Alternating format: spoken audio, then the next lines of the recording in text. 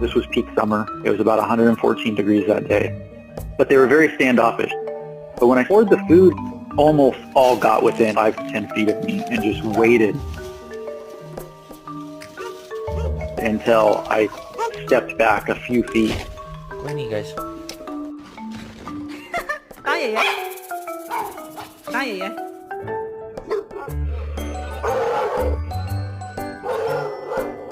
But I realized that he is 100% found his forever home.